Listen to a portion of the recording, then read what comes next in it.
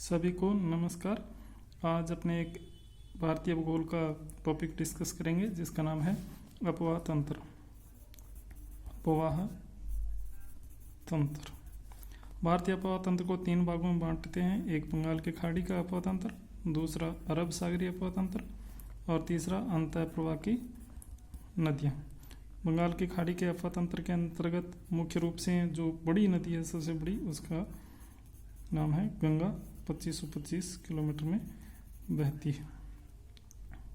इसके अलावा दक्षिणी भारत की नदियां भी हैं और अरब सागर में मुख्य नदी उत्तर से हिमालय से निकलने वाली में सिंधु, और अंतः प्रवाह की मुख्य रूप से अगर बात करें तो वो नदियां जो अपना पानी किसी सागर या महासागर में नहीं ले जा करके देश के अंदर ही कहीं न कहीं वो लुप्त हो जाती है। मुख्य रूप से घग्गर नदी है।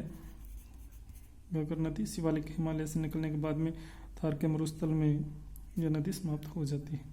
आज अपने बात करते हैं गंगा नदी अपवाह तंत्र की। शुरुआत में गंगा नदी अपवाह तंत्र। गंगा का निर्माण कहाँ से होता है, कैसे चलती है। गंगा नदी, अगर भारत की बात करें तो गंगा नदी है वो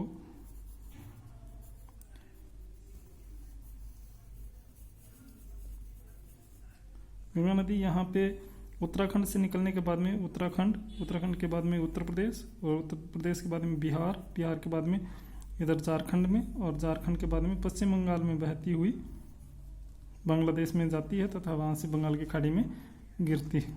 अब उत्तराखंड में इसका निर्माण कैसे होता है तथा बंगाल की खाड़ी तक कैसे पहुँचती है, उस पर देखते हैं। सबसे पहले उत्तराखंड में एक हिमनद है जिसका नाम मिलाम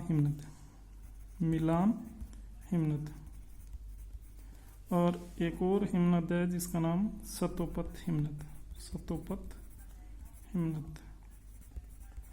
सतोपत हिमनद से नदी निकलती है जिसका नाम है विष्णु गंगा।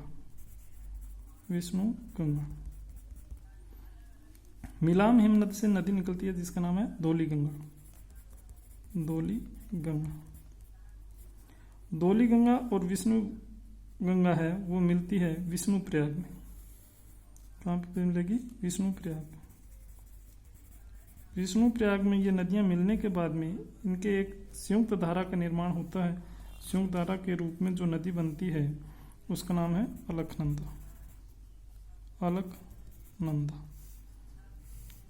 यानी मिलाम हिमनद से धौली गंगा और सतोपत हिमनद से विष्णु गंगा मिलती कहाँ पे? विष्णु प्रयाग में। और इसी को जोशीमठ के नाम से भी जानते हैं। विष्णु प्रयाग को जोशीमठ के नाम से भी जानते हैं।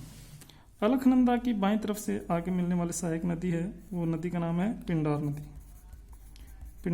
पिंडार नदी अलकनंदा में कर्णप्रयाग नामक स्थान पर मिलती है। बाद में एक बाईं तरफ से नदी आके मिलती है अलकनंदा में, और वो मिलती है नंदप्रयाग में। नदी का नाम है नंद की नदी। आगे चलने पे एक और नदी आके मिलेगी जिसका नाम है मंदाकिनी नदी। इसी को काली गंगा भी कहते हैं। और इसी नदी के ऊपर स्थित जगह धार्मिक स्थल जिसका नाम केदारनाथ। बाढ़ के कारण काफी चर्चा में रहा केदारनाथ। इसके बाद में इसकी सहायक नदी आके मिलेगी जिसका नाम है भागीरथी नदी का नाम गोमुख स्थान से होता है। गोमुख से।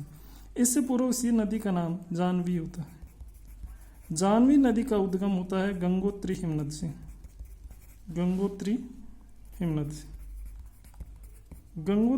से जानवी नदी का निर्माण होता है, और जानवी नदी का गोमुख के बाद में नाम भागीरथी हो जाता है। इसकी एक और सहायक नदी इसमें आके मिलती है जिसका नाम है भीलांगना नदी, या इसी को भील गंगा नदी कहते हैं।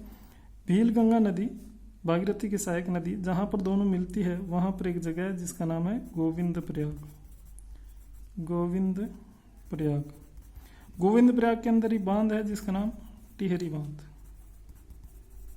टिहरी बांध। यहाँ पे आंदोलन हुआ, चिपको आंदोलन के प्रणेता थे सुंदरलाल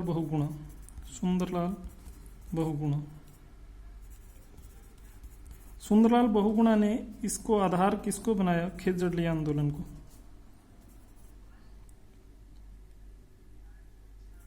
खेजड़ली आंदोलन को।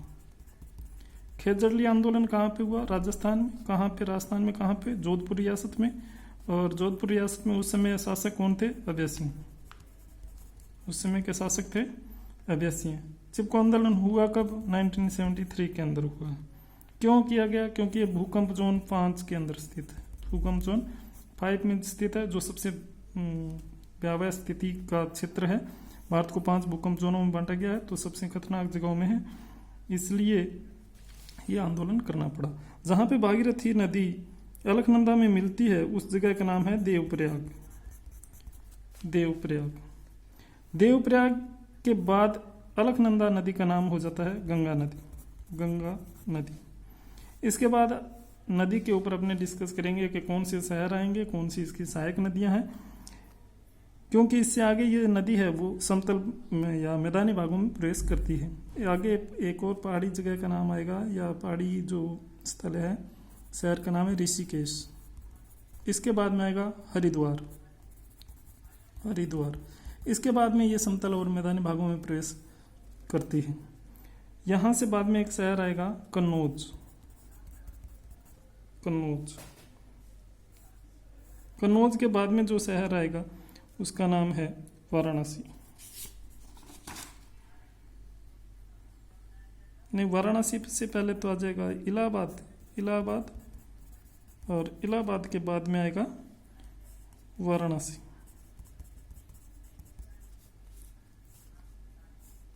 यहाँ पे एक कानपुर और होगा। कानपुर, वाराणसी। यहाँ तक ये नदी बहती है वो है उत्तर प्रदेश। उत्तर प्रदेश में बहती है, और इसके बाद में प्रवेश करती है कहाँ पर? बिहार के अंदर। बिहार का शहर है यहाँ पे आएगा, वो होगा बक्सर। इतिहास में युद्ध के कारण काफ़ी फेमस बक्सर। बाद में आएगा पटना। पटना। और बाद में आएगा भागलपुर। भागलपुर, कटिहार। और इसके बाद में ये नदी कहाँ प्रवेश कर जाएगी? नदी प्रवेश करेगी बांग्लादेश में। बांग्लादेश में प्रवेश करेगी।